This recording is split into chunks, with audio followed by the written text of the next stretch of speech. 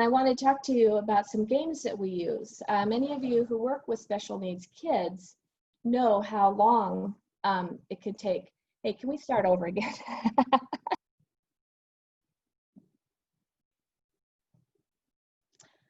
Hi, I'm Erin Peterman, and I'm a special needs assistant with Homeschool Iowa.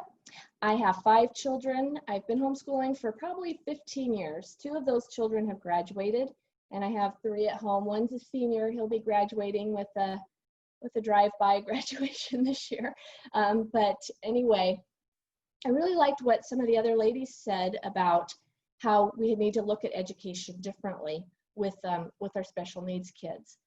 My children, I found very quickly, when they had to take a really long time to do something, it was just almost demoralizing for them.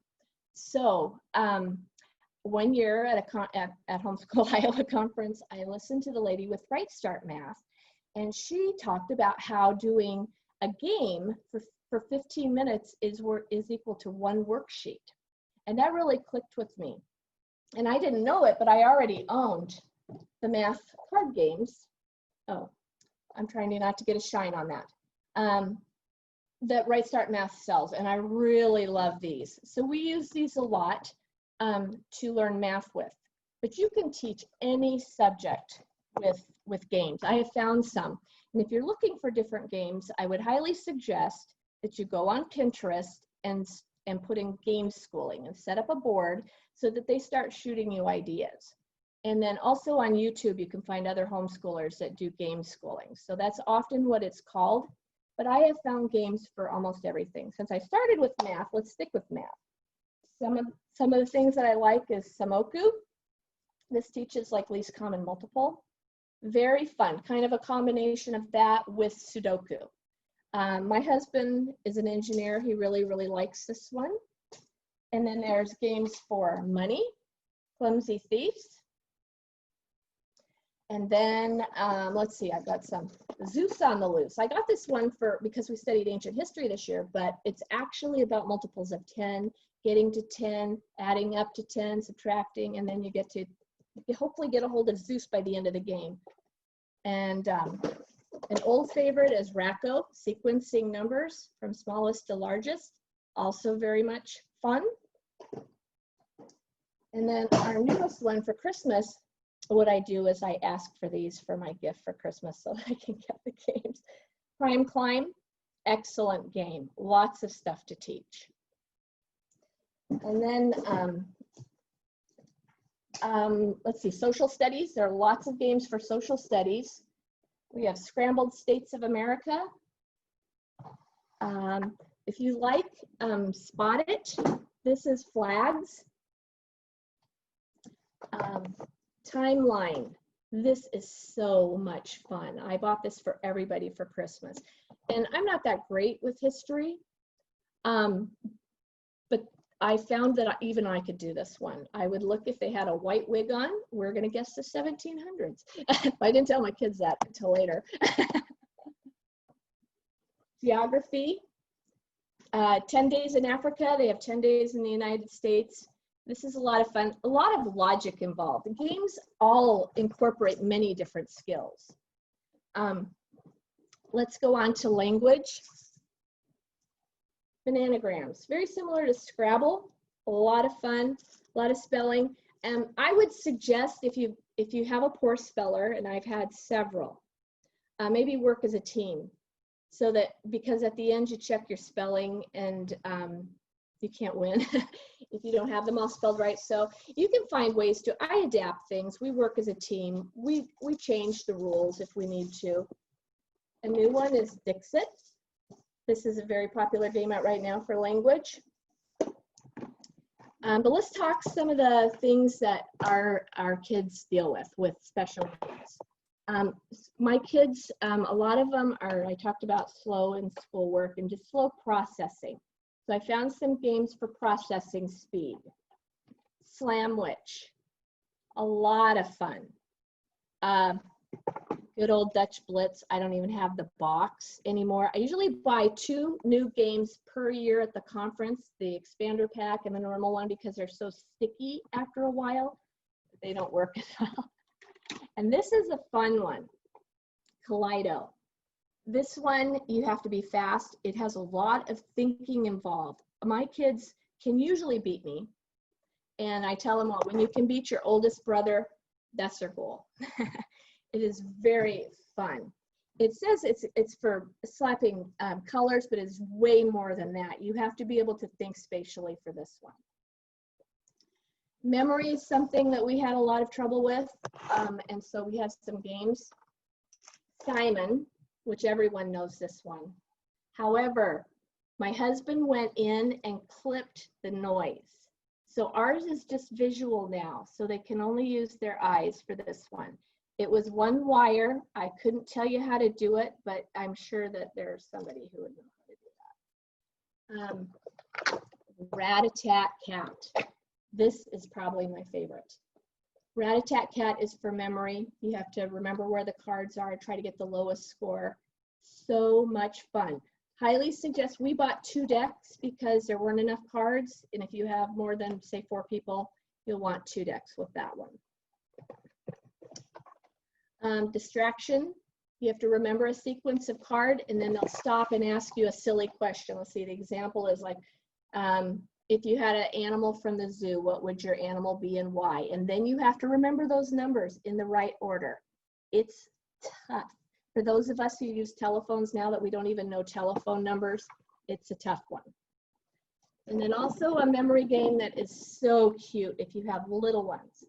This has little penguins, and you lift them up and there's colored eggs underneath them, and you have to remember where they are, kind of like memory, but you also have to remember where the people you're playing, where theirs are, so that you can steal them. That's a lot of fun.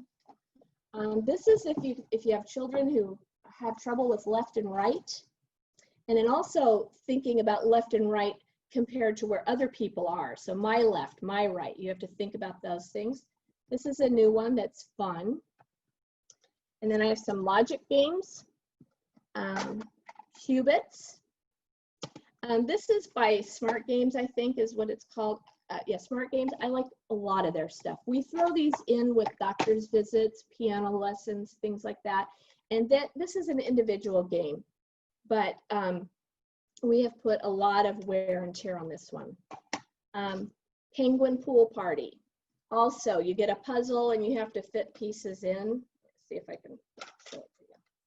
So you have little penguins, and then you have pieces that have to go around. And there's more puzzles than we've gotten through. Tangos, probably should have mentioned that with math. A tip I have with this, because this can be kind of hard, you have pieces and you have to come up with this.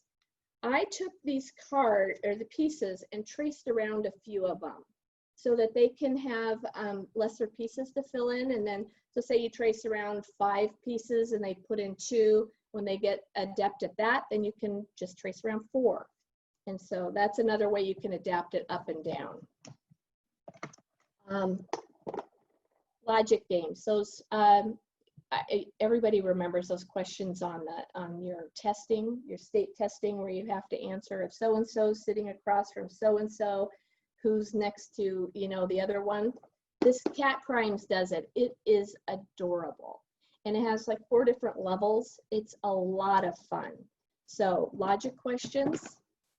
And then this is one of our favorites, is Outfoxed. This is a deduction game. So kind of like that Guess Who game where you eliminate people by who has on a necklace, who doesn't.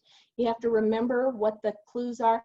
It's also cooperative, so you're all working against the fox who has stolen a pie. A lot of fun.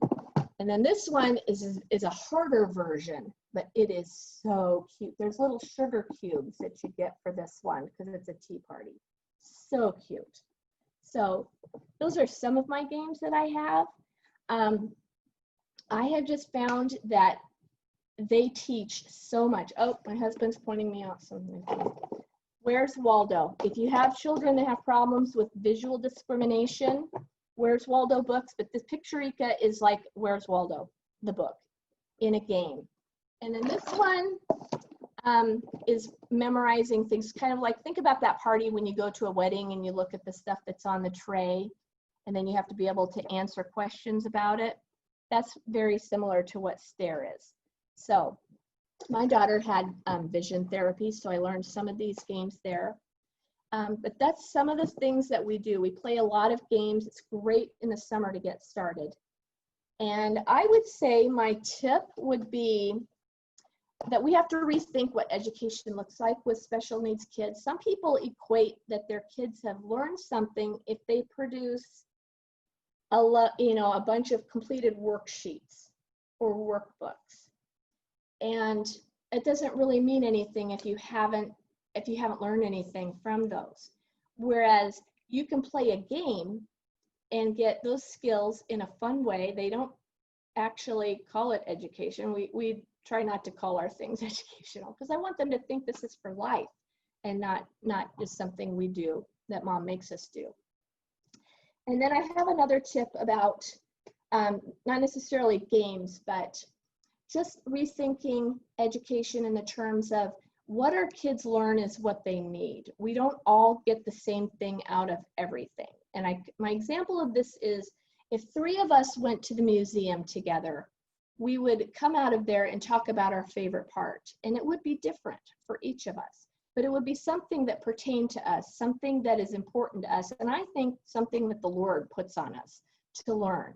So I think rather than be worried that we can't answer a bunch of questions about a topic, is that we let the Lord guide us in what our kids need. And games can be a great way to do that. And something that doesn't, just to see my child sit there for 30 minutes on math, frustrated, when I can do it with a game. And then, oh, I have one more game I need to show you. Oh, this one I learned in vision therapy. This is a therapy game. It is excellent. It teaches so many things that I can't read without my glasses on, but it is a brain game. It comes with, I keep mine in a plastic thing. It comes with all of these blocks, and there's a million different games. When you buy it, they give you a website and a password, and this just increments up. So think of, I'm just gonna put my glasses on and read to you. Memory development, pattern recognition, sustained attention, peripheral vision, motor control, whole brain learning, visual tracking, sequential planning, and perceptual learning, vestibular development. So we were loaned it in vision therapy. And I bought it, or I put it on my list, but it's called Multi-Matrix, the Brain Game. I checked Amazon, it is available there. It has so many things. If your kids are dealing with any of those things, I highly recommend this one. All right, thank you. Really wonderful, and sounds like loads of fun at your house. You were a lot more of a fun mom than I was. Those are great ideas, and I think that grandparents and aunts and uncles and a lot of gift ideas were there for families to choose from. So thank you for sharing all of that.